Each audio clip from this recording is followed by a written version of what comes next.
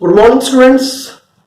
Now we are going to discuss about parallelogram law. In the previous video, we have studied about triangle law. Now we are going to study about parallelogram law. What is parallelogram law? Basically, according to this law, if two vectors are represented as the two adjacent sides of a parallelogram in same order, then the co-initial diagonal of that parallelogram represents the resultant of these vectors when taken in same order. Co-initial diagonal means the diagonal that starts from the same point from where the two vectors are originating. In other words, I can rewrite the law in other words. If two vectors are represented by any two co-initial sides of a parallelogram in same order, then the co-initial diagonal of that parallelogram will be their resultant when taken in same order. Graphically, how can we define this law? It is a common tail method. Parallelogram law is a common tail method and it is also applicable for the two vectors. The resultant will be taken in same order. Unlike a triangle law, here resultant will be taken in same order. Graphical method. How to represent the parallelogram law in graphical order? Let us see. I have assumed two vectors A and vector B. These two vectors are taken such that, so first I need to find out vector A plus vector B. What I need to do? First of all vector A, जो भी vector पहले लिखा है उसको पहले as it is plot करें जिस direction में वेक्टर दिया हुआ है. तो this is the direction of vector A. I have plotted vector A. Now it is a common tail method, means the second vector will begin from the tail of vector 1. Second vector यानी vector B को vector A की tail पर हम लेके आते हैं और vector A की टेल पर वेक्टर B की टेल को रखते हुए हम इसको वेक्टर B की डायरेक्शन में खींचते चले जाते हैं. जिस डायरेक्शन में वेक्टर B मिला था उसी डायरेक्शन में हम लाइन खींचते हैं और ये लाइन उतनी ही बड़ी होगी जितना वेक्टर B का मैग्नीट्यूड है. तो ये हमने बनाया दो वेक्टर्स, वेक्टर A और वेक्टर B को मैंने रिप्रेजेंट कर लिया. ये दो साइड्स बन जाती है पैरेललोग्राम की. पैरेललोग्राम एक क्वाड्रिलेटरल फिगर है जिसमें चार साइड्स होती हैं और opposite sides are parallel to each other. जो आमने सामने की साइड्स होती हैं वो पैरेलल होती हैं. तो now what shall we do? हमने देखा दोनों वेक्टर की टेल एंगेज हो गई है, दोनों वेक्टर की टेल हमने फिक्स कर दी है. Now we shall complete the parallelogram. मैं पहले वेक्टर ए की टिप पे जाता हूं, वेक्टर ए की टिप पर जाकर वेक्टर बी के पैरेलल लाइन खींचता चला जाता हूं. तो this is going to be the parallel line to vector B. Vector B के पैरेलल लाइन मैंने खींची. नाउ मैं वेक्टर बी की टिप पर आता हूं, वेक्टर ए के पैरेलल लाइन खींचता हूं in the direction such that these two lines will intersect. ये जो लाइन मैं खींचूंगा वो कुछ इस तरह से खींची जाएगी कि दोनों लाइन एक दूसरे को इंटरसेक्ट करें. इस लाइन को मैं इधर भी खींच सकता था बट, या फिर इस लाइन को नीचे भी खींच सकता था बट ये लाइन यहाँ इंटरसेक्ट नहीं करती, इसलिए हम उस तरफ लाइन खींचते हैं जिधर ये एक दूसरे को इंटरसेक्ट कर पाए. नाउ ये जो दोनों का इंटरसेक्शन पॉइंट आया, ये आया टिप ऑफ द रिजल्टेंट. जो भी रिजल्टेंट वेक्टर बनने वाला है उसका टिप. अब इस क्वाड्रिलेटरल के, इस पैरेललोग्राम के दो डायगोनल है. एक डायगोनल तो ये वाला आएगा और एक डायगोनल ये वाला आएगा. तो कौन सा डायगोनल मैं रिजल्टेंट के तौर पे लूंगा? वो डायगोनल होगा जो इन दोनों से निकलेगा, यानी को इनिशियल, यानी तीनों ही वेक्टर जो है वेक्टर ए, वेक्टर बी और इनका रिजल्टेंट तीनों एक ही पॉइंट से निकलेंगे. तो दिस डायगोनल यहां से यहां तक जब मैं खींचता हूं तो this is going to be the resultant. ये रिजल्टेंट बन गया मेरे पास R. अब ध्यान दें, वेक्टर ए का सीक्वेंस ये है, यानी पॉइंट O अगर मैं ओरिजिन मान लूं तो वेक्टर ए पॉइंट O से बाहर की तरफ जा रहा है. जब मैं वेक्टर B की बात करता हूं तो ये भी O से बाहर की तरफ जा रहा है, यानी दोनों सेम ऑर्डर में, दोनों बाहर की तरफ जा रहे हैं. तो जो तीसरा मेरा रिजल्टेंट बन रहा है यहां पर, तीसरा vector, that is also going outside. तो this is the parallelogram law of vector addition. I hope you got it. जब मुझे इस रिजल्टेंट का वैल्यू फाइंड करना होगा तो मैंने इसको स्केल बना के लिया था.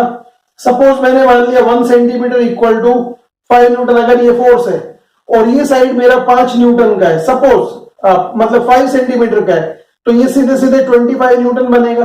अगर मैं मान लूं ये साइड 4 न्यूटन का तो 20 न्यूटन बनेगा। जब मैं इसको स्केल से नापता हूं, सपोज इट कम्स 8 सेंटीमीटर, तो फिर ये 40 न्यूटन का न्यूमेरिकल वैल्यू इनका बन जाएगा।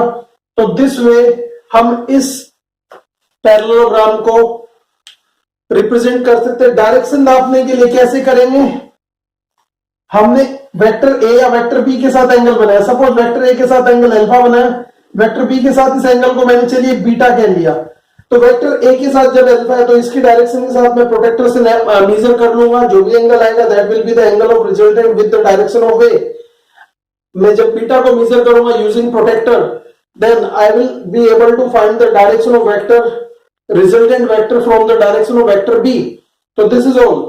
नाउ अगर मैं इसका वेक्टर b प्लस ए करना होता तब क्या करते, ये तो मैंने a प्लस बी का प्रोसीजर बताया। अगर मैंने वेक्टर b प्लस ए करना होता तो फिर हम कैसे इसको रिप्रेजेंट करते, कैसे ये ग्राफिकली शो होता। तो यहां पर मैं vector b plus vector A कर रहा हूं। एक बार फिर मुझे वही करना है, जो वेक्टर पहले लिखा है उसको उसकी डायरेक्शन में प्लॉट करते हैं। ये मेरे पास वेक्टर b था, इस डायरेक्शन में मैंने वेक्टर b को उसी की डायरेक्शन में प्लॉट किया। आप डायरेक्शन नहीं बदल सकते वेक्टर की। नाउ वेक्टर b की टेल पर आकर मैंने बताया था it is a common tail method. ये कॉमन टेल मेथड है, यानी दोनों वेक्टर जिनको मैं रिप्रेजेंट कर रहा हूं उनकी टेल कॉमन होगी। वेक्टर b की टेल पर आता हूं, वेक्टर a की डायरेक्शन में वेक्टर a के बराबर लंबी लाइन खींच लेता हूं। ये वेक्टर a मेरे पास बन गया। दोनों वेक्टर को मैंने प्लॉट कर लिया है। अब मुझे कंप्लीट करना है पैरेललोग्राम। पैरेललोग्राम कंप्लीट करने के लिए मैंने वेक्टर b की टिप पर जाकर वेक्टर a के पैरेलल लाइन खींच लिया और वेक्टर a की टिप पर जाकर वेक्टर b के पैरेलल लाइन खींच लिया। जिस पॉइंट पर दोनों लाइन ने इंटरसेक्ट किया that is going to be the tip of the resultant. यहां से जो इनका ओरिजिन पॉइंट था, यहां से इसको मैंने ज्वाइन कर दिया और ज्वाइन करने के बाद जो भी मेरे पास आया दैट इज द रिजल्टेंट, यानी जो डायगोनल मेरे पास आया ये रिजल्टेंट है। और इस डायगोनल को मैं उसी ऑर्डर में लूंगा जिस ऑर्डर में मैंने दोनों वेक्टर्स को लिया था। तो this way we can find out the vector a plus vector b और the vector b plus vector a। So this is the parallelogram law in graphical way. Let us discuss about the analytical treatment of parallelogram law. Now the analytical form of parallelogram law. Parallelogram law is, as we know, if two vectors are represented by the two adjacent sides of a parallelogram, then the co-initial diagonal of that parallelogram is going to be their resultant taken in same order. Let us see how to make the figure first. I have drawn a vector A. Also, since it is a common tail method, this point I am assuming vector OA. This is a common tail method, so the second vector B is going to start from the tail of vector A. This angle I am assuming theta. Two vectors are at an inclination of theta. Now what shall we do? From the tip of vector B I will draw a parallel line to vector A. Also from the tip of vector A I will draw a parallel line from vector parallel line to vector B, and the cross section point is going to be the head of the resultant. And if I join the resultant from the origin to tip या tail to tip of the two vectors, this is the resultant. I am calling it vector R. Resultant makes angle alpha with the direction of vector A.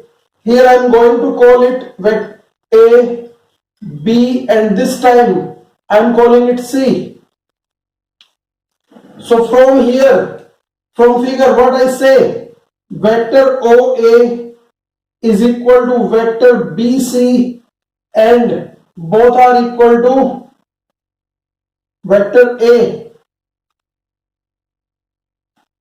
So I can say OA equal to BC and that is equal to magnitude of A. Similarly, OB, vector OB equal to vector AC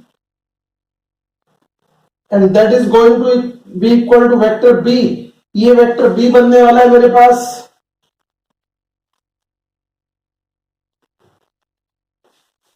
और I can say from figure I can say OB equal to AC equal to B. Also OC equal to vector R.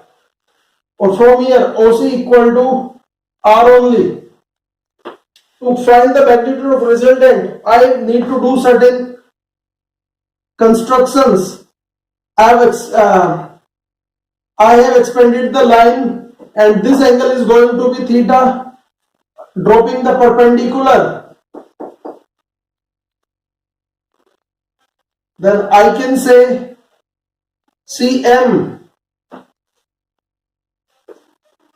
from here for magnitude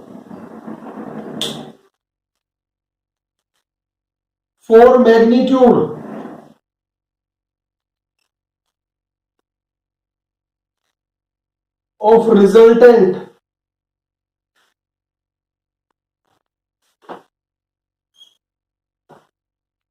Both the method are very similar. Triangle method and parallelogram method in analytical form are similar, only the figure change. Figure is different.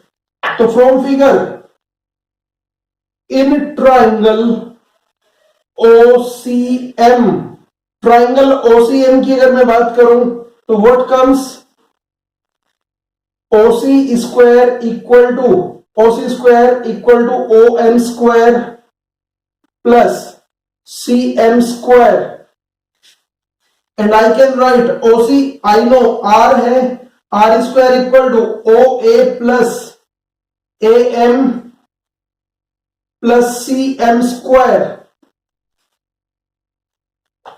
For magnitude of resultant in triangle OCM में square of this side OC square equal to CM square plus OM square. तो OM square plus CM square मैंने लिखा. But we can divide OM into two parts, OA plus AM. तो OA plus AM का square plus CM square, that is value of R square, that I am going to call equation 1.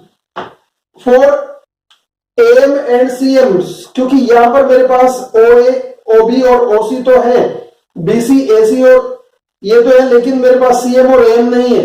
तो CM और AM को find करने के लिए I will study vector triangle M. From triangle ACM, sin of theta becomes equal to perpendicular upon hypotenuse, यानी CM upon AC. Or CM can be written as AC sin theta, but we very well know that AC equal to B. So I can write CM equal to B sin theta.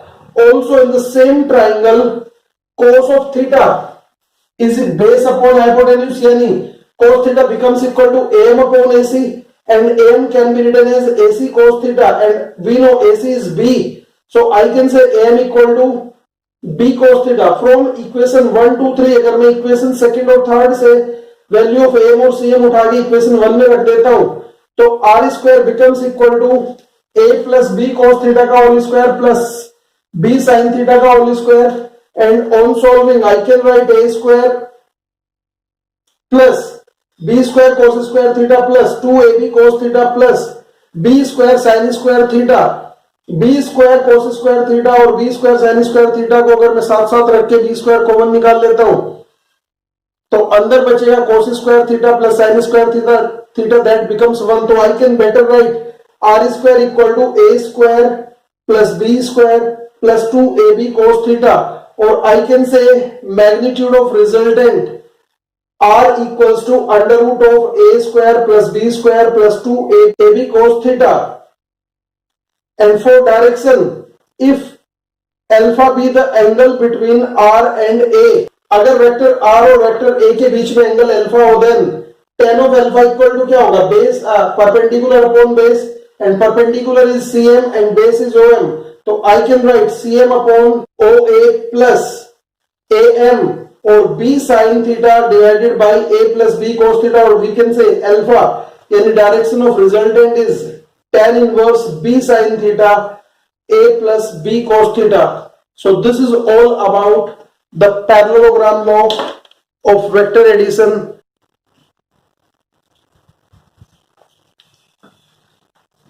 Polygon law of vector addition. This is the graphical treatment only. Polygon law cannot be represented in analytical way. It can be represented only in graphical way. Basically, polygon law is the extension of triangle law. It is the replica of triangle law. Let us see what the rule says, what the law says. The polygon law says if a number of vectors are taken such that they represent an open polygon. Polygon means a figure having multiple sides.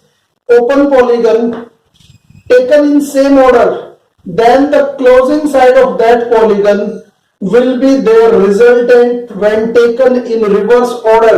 अगर बहुत सारे vectors को हम इस तरह से ले लें कि वो वेक्टर एक ओपन पॉलीगन बनाए जब ये सारे वेक्टर्स सेम ऑर्डर में है और ये पॉलीगन ओपन है, it should not be closed at any point, then the closing side of this polygon will be there resultant. इसको मैंने एग्जांपल कम क्वेश्चन की फॉर्म में लिया है. एक क्वेश्चन आता है prove that vector R is the resultant of vector A, vector B, vector C and vector D, यानी vector R equal to vector A plus vector B plus vector C plus vector D. If vector A B C D को इसने यहां पर दिखाया कि इनकी direction कुछ इस तरह से, ये वेक्टर ए है, ये वेक्टर बी है, ये वेक्टर सी है, ये वेक्टर डी है, तो सबसे पहले मैं इसका पॉलीगन कैसे बनाऊंगा, कैसे ये लॉ बनेगा. Solution R equal to A plus B plus C plus D.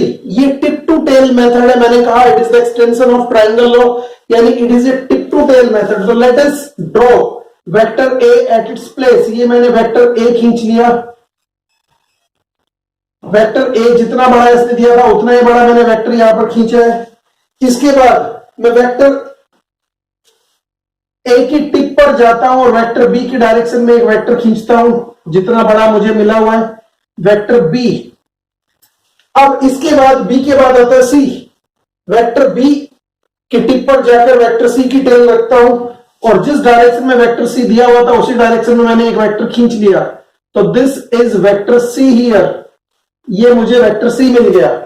अभी तक मुझे एक ओपन पॉलीगन मिल गया जिसकी साइड 3 है, लेकिन अभी वेक्टर डी भी बचा हुआ. वेक्टर डी को करने के लिए मैं वेक्टर सी की टिप पर जाता हूं, वेक्टर डी की लाइन में एक और लाइन खींच देता हूं और ये लाइन उतनी बड़ी होगी जितना वेक्टर डी का मैग्नीट्यूड है. तो दिस इज वेक्टर डी. तो इस तरह से मेरे पास एक 4 साइड का ओपन पॉलीगन बन गया है. सारे के सारे वेक्टर्स को मैंने सेम ऑर्डर में लिया. ये वेक्टर ए था, ये वेक्टर बी था, ये वेक्टर सी था और ये वेक्टर डी था. सभी का ऑर्डर साइक्लिक है, यानी कोई भी वापस होके नहीं आ रहा, सभी सेम ऑर्डर में है. नाउ हम इस पॉलीगन को क्लोज करते हैं. क्लोजिंग साइड को मैं रेड पेन से दिखा रहा हूं और ये है मेरे पास क्लोजिंग साइड. स्ट्रेट आ गया, हो सकता है अगली बार आपको कुछ और मिल जाए. तो ये आपका क्लोजिंग साइड है. अब इस क्लोजिंग साइड को मुझे रिजल्टेंट कहना है. ये है रिजल्टेंट. यहां क्वेश्चन आता है कि क्या ये ऐसे होगा, क्या ये ऐसे होगा. दोनों में से एक करो सही है, एक गलत है. मैंने कहा कि resultant will be taken in reverse order. अगर मैं देखूं तो ये जो आ रहा है, ये नीचे वाला आरो तो सेम ऑर्डर को रिप्रेजेंट कर रहा है. जहां से चला मैं उसी ऑर्डर में आ रहा हूं, लेकिन मेरा जो रिजल्टेंट है वो सेम ऑर्डर में नहीं, रिवर्स ऑर्डर में लिया जाएगा. तो arrow that is opposite to the order of the parent vectors will be representing the resultant vector. तो vector R is the resultant vector. Clear है? तो ये है मेरे पास पॉलीगन लॉ. अब इसको मुझे प्रूव करना है, इसको मुझे वेरीफाई करना है कि यहां से ये जो स्टेटमेंट है ये ट्रू हो रहा है कि नहीं हो रहा है. यहां से मैं क्या करता हूं, यहां से मैंने एक साइड ज्वाइन कर लिया, एक डायगोनल बना लिया. That I am calling R dash. इस पॉइंट को यहां मैंने इनको नाम दिया ए बी सी डी. यहां से भी मैंने इसको ज्वाइन कर लिया. सॉरी,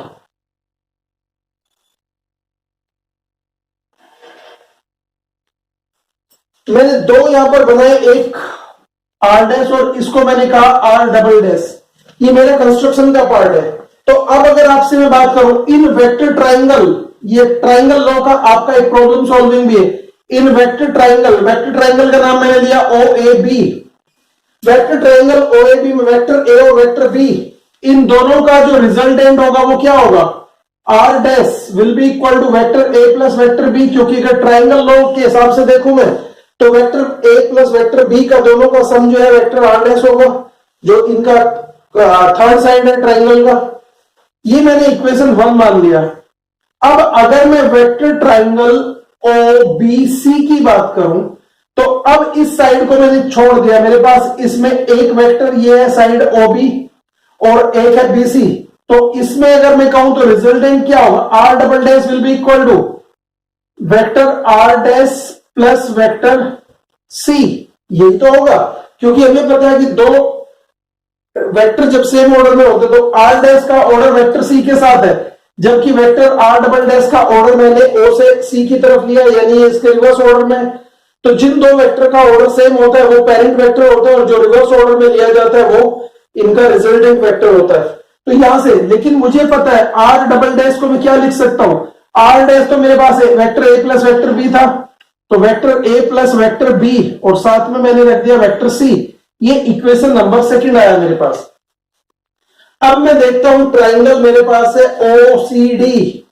इन वेक्टर ट्राइंगल ओसीडी, अगर वेक्टर ट्राइंगल ओसीडी की बात करें तो दो वेक्टर आर डबल डैश और वेक्टर डी दोनों सेम ऑर्डर में है, जबकि वेक्टर आर जो है जिसको मैंने रिजल्टेंट कहा था वो इनके रिवर्स ऑर्डर में। तो I can say vector R is what, vector R double dash plus vector D. जो पहले लिखा होगा वो पहले लिखा जाएगा, जो बाद में होगा वो बाद में लिखा जाएगा। I can not write D plus vector R double dash. तो यहां इस ऑर्डर में मैंने जब लिया तो vector R can be written as vector R double dash, तो मैंने अभी भी देखा था vector A plus vector B plus vector C था और साथ में वेक्टर डी भी जुड़ गया। यही तो मुझे प्रूव करना था। तो this way I can prove that vector R is the resultant of vector A, vector B, vector C and vector D. So this way we can prove the polygon law. By now we have discussed about the triangle law, parallelogram law and the polygon law. This is all about the vector addition. Here onward we will study the properties of vector addition and few problems based on the vector addition. Thank you for watching. Have a good day.